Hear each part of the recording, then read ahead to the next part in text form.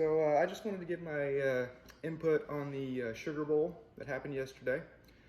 Um, my Buckeyes beat the Clemson Tigers 49-28. Uh, everyone, and I mean everyone, outside of Ohio State fans, counted Ohio State out. ESPN was already pre-gaming for another rematch between Clemson and Alabama. Fox Sports, I think it was. I was watching a game on some other network. I don't remember if it was Fox. I think it was, though. I think it was Fox Sports. Some other bowl game, they were saying it was a foregone conclusion that we were going to get a rematch between Bama and Clemson.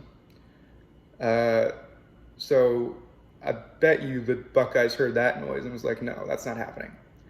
And we're like, yeah, they were like, yeah, that's not going to happen. We're not going to allow that to happen. Something they could not have heard pregame. Dabo Sweeney, about 20 minutes before the game, said they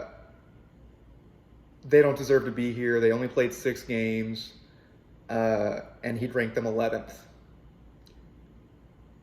That may be true, but you can say that all you want. You know damn well if Clemson had gotten a late start, didn't start till late October, went 6-0, won a conference championship, Dabo would be campaigning for them to be in the playoff. That's just the truth. And no one can deny that. Dabo would 100% be campaigning for his team to be in the college football playoff if they had only played 6 games and won a conference championship. If the roles were reversed, Dabo would say they deserve to be in. That's the truth. You can't deny that. And because of that, Buckeyes played with chips on their shoulders. I mean, it was evident. They came out on all cylinders, firing on all cylinders, and just gave an amazing showing all throughout the game. As I said, they won 49-28. Fields, 22-28 for 385 yards and 6 TDs. Trey Sermon coming off of his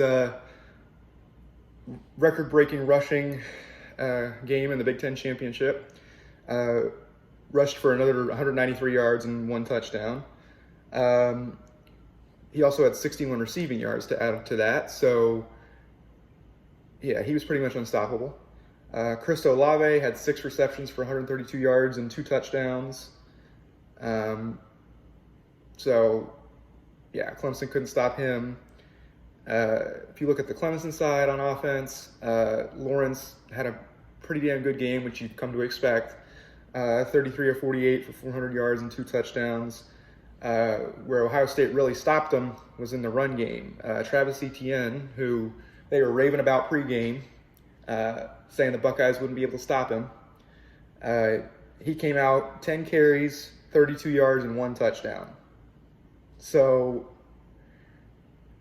yeah, that was a little satisfying to watch him struggle to run the ball. Overall, Clemson struggled to run it, period.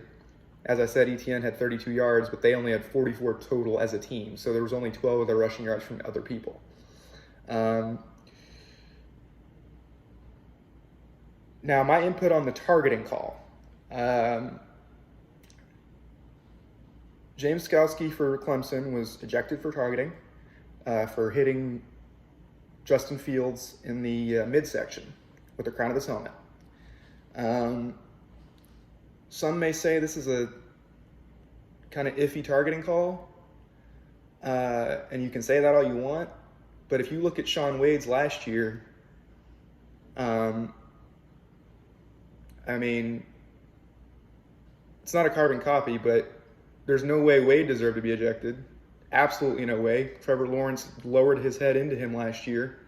And this one, Skalski clearly lowered his crown of the helmet into Fields, which is grounds for targeting. And after the game, Dabo said that there wasn't anything intentional. He's just trying to make a football play. And I just want to say to Dabo, that kind of sucks, doesn't it? Doesn't it? When somebody goes to make a football play and your player gets ejected, it doesn't feel good, does it? because Wade should absolutely not have been ejected last year. Lawrence lowered his head. That's all I have to say about that. So next, though, keys on to the national championship. This is going to be a tough one.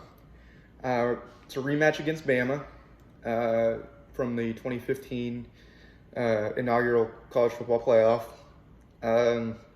They have got to find a way to contain either Najee Harris or Devontae Smith or both. Both of those guys are electric for Alabama, and they're going to be hard to stop. They got a game plan and figure out how they're going to stop those guys. I think they're going to have to win the turnover battle. I think they're going to have to force a few turnovers to stay in that game and end up winning it. They got to be smart. It's all the cliches, but be smart. Don't commit stupid penalties. Don't get taunting calls or taunting penalties. They got to have a pretty damn good game, probably pretty similar to the Clemson game if they want to win the national championship in that game. So that's my input on that stuff. One last thing I want to bring attention to. After the game, Ohio State posted a tweet, the most petty tweet I've seen. They put a picture of the defense celebrating for Ohio State with Trevor Lawrence down after a sack, laying there with his head in the ground, and they captioned it with 11, which is reference to Dabo Swinney ranking them 11th. That's just a kind of sweet little kick at Clemson. The Buckeyes finally got over that hump that Clemson was, and got another tough test against Bama, but I think they're ready for it, or they'll be ready for it next week. We'll see how that game goes, but my hopes are high for the national championship, and I hope that we can prove all those doubters wrong and win that game.